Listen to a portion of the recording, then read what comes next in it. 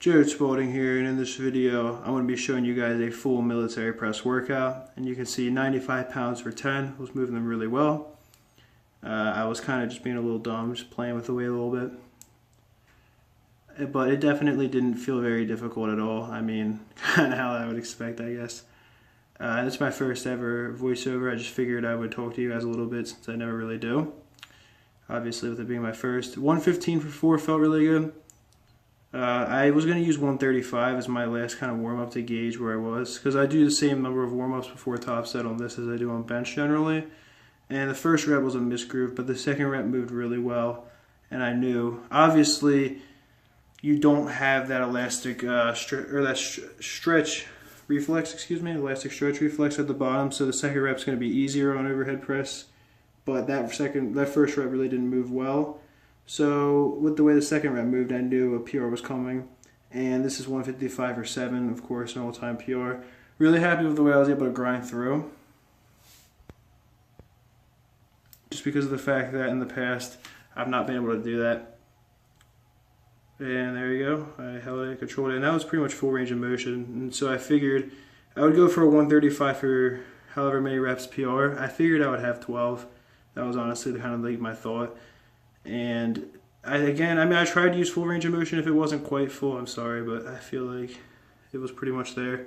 And in the past, I definitely could have done this because I'd done 135 for a 3x10 before, so I know 135 for 12 was there, or was probably there in the past, but 155 for 5 was a top set in the past, that PR that I broke with 155 or 7 today, and I weighed like 10 pounds more, I estimate.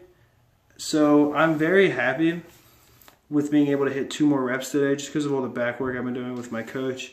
And so with this, I actually only have 140 pound total weight, but it actually feels tougher than 140 does straight weight, just because of the fact that I guess I'm not used to working with chains.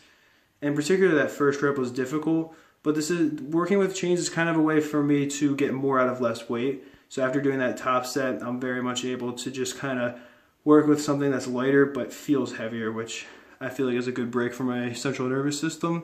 But anyway, this is 10 pounds less than chains. I do a nice pause on that 5th rep. Very easy, very controlled there. And then I decided to do a couple of sets of 12 for 115. So I took a hold of the chains as just the straight weight. And something happens here. I wasn't really breathing very well, so I stopped. I paused to take another breath in. And then what ended up happening is that right plate slid a little bit. So it got a little bit tougher here, and I didn't really like how difficult that was. But especially that 12th rep, you can kind of see I got out of the groove a little bit. But that's all right.